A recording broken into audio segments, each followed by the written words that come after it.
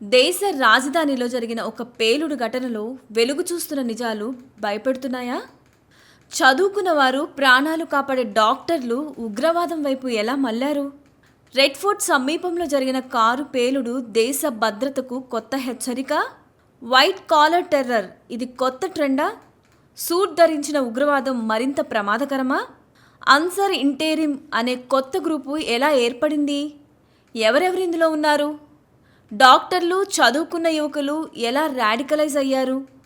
Online ప్రభావమా లేక రహస్య నెట్వర్క్ల పనితీరా? ఫెర్టిలైజర్లు, కెమికల్స్ సాధారణ వస్తువులే ఉగ్ర ఆయుధాలుగా మారాయా? దేశ రాజధానిలోనే ఇలాంటి కుట్రలు జరిగితే భద్రతా వ్యవస్థల ముందు ఉన్న సవాళ్లు ఇంకెంత పెద్దవి? వైట్ కాలర్ టెర్రర్ ఇది పెరుగుతోందా? ఉగ్రవాదం రూపమే మారుతోందా? కలవరపెడుతున్న ప్రశ్నలు ఎన్నో. ఢిల్లీలో గత ఏడాది జరిగిన కారు పేలుడు ఘటన మొదట్లో ఒక సాధారణ ఉగ్రదాడిగా కనిపించినా ఇప్పుడు దర్యాప్తులో బయటపడుతున్న విషయాలు దేశాన్ని కలవరపెడుతున్నాయి. ముఖ్యంగా చదువుకున్న వర్గాలకు చెందిన వైద్యులు ఉగ్రవాదం వైపు మళ్లటం భద్రతా వ్యవస్థలకు కొత్త సవాలుగా మారింది. దేశ రాజధానిలో రెడ్ ఫోర్ట్ సమీపంలో జరిగిన ఈ ఘటన వెనుక వైట్ కాలర్ టెర్రర్ మాడ్యూల్ పనిచేస్తుందన్న కోణం ఇప్పుడు అత్యంత ఆందోళన కలిగిస్తోంది. దర్యాప్తులో వెలుగులోకి వచ్చిన వివరాల ప్రకారం ఉగ్రవాదం వైపు ఆకర్షితులైన కొందరు డాక్టర్లు కలిసి అన్సర్ ఇంటెరిమ్ అనే కొత్త గ్రూప్ను ఏర్పాటు చేసుకున్నట్లు అధికారులు గుర్తించారు. చదువుకున్న సమాజంలో గౌరవప్రదమైన స్థానాల్లో ఉన్న వ్యక్తులు గోప్యంగా ఉగ్ర కార్యకలాపాలకు ప్రణాళికలు రచించడం ఉగ్రవాదం కొత్త రూపం దాల్స్తుందన్న సంకేతాలను ఇస్తుంది. ఇది కేవలం ఒక ఘటన కాదు, మానసిక రాడికలైజేషన్ ఎంత లోతుగా వ్యాపిస్తుందో చూపించే ఉదాహరణగా నిపుణులు అభిప్రాయపడుతున్నారు. దర్యాప్తు సంస్థల సమాచారం ప్రకారం ఈ గ్రూప్లో ఉన్న డాక్టర్లు 2016 నుంచి క్రమంగా రాడికలైజ్ అయ్యారు.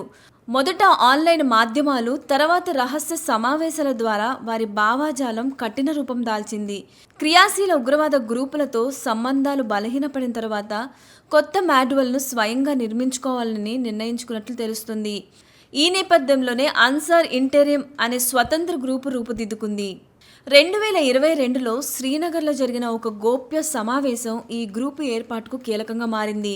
ఈ సమావేశంలో Muzammil gunny, woman un Nabi, Adil, Muzaffar, Mouli Irfan, Carey Aamir, తుఫైల్ Ghazi వంటి వ్యక్తులు పాల్గొన్నట్లు సమాచారం. అక్కడే సంస్థ నిర్మాణం, నాయకత్వం, భవిష్యత్ లక్ష్యాలపై చర్చించి ఆదిల్ను చీఫ్గా నియమించినట్లు అధికారులు చెబుతున్నారు. మౌల్వీ ఇర్ఫన్ను డిప్యూటీ చీఫ్గా, గన్నీని ఆర్థిక వ్యవహారాల బాధ్యతల్లో ఉంచినట్లు విచారణలో తేలింది. ఈ గ్రూప్ లక్ష్యం కేవలం ఒకే దాడి కాదు, జమ్మూ కాశ్మీర్తో పాటు దేశంలోని పలు ప్రాంతాల్లో విధ్వంసక చర్యలు చేపట్టడమేనని దర్యాప్తు సంస్థలు చెబుతున్నాయి. ముఖ్యంగా సాఫ్ట్ టార్గెట్లు, చారిత్రాత్మక ప్రాధాన్యమున్న ప్రాంతాలు, జనసామర్థ్యత ప్రాంతాలు వారి టార్గెట్లుగా ఉండే అవకాశం ఉందని అనుమానిస్తున్నారు. అంటే ఇది ఒక వ్యక్తిగత తీవ్రవాద చర్య కాకుండా సుదీర్ఘ ప్రణాళికలతో రూపొందించిన నెట్వర్క్ అన్నమాట.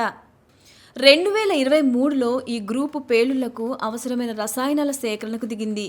హర్యానాలోని సోహ్నో, నూహ్ ప్రాంతాల్లోని ఫర్టిలైజర్ కొనుగోలు ప్రణాళికలు రూపొందించినట్లు అధికారులు వెల్లడించారు. ముఖ్యంగా పొటాషియం, నైట్రేట్ వంటి పదార్థాలను సాధారణ వ్యవసాయ ఉత్పత్తుల ముసుగులో కొనుగోలు చేస్తున్నట్లు తెలుస్తోంది. ఈ కొనుగోళ్లు గుర్తించకుండా ఉండేందుకు మధ్యవర్తుల సహాయంతో తీసుకున్నట్లు కూడా సమాచారం. ఈ నెట్వర్క్లో కీలక పాత్ర పోషించిన ప్రదేశంగా ఫరీదాబాద్ పేరు వినిపిస్తుంది.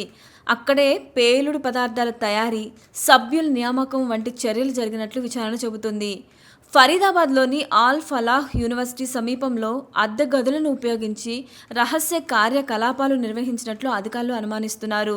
సాధారణ విద్యా సంస్థల పరిసరాల్లోనే ఇలాంటి నెట్వర్క్లు పెరుగుతుండటం భద్రతా వ్యవస్థలకు పెద్ద హెచ్చరికగా మారింది.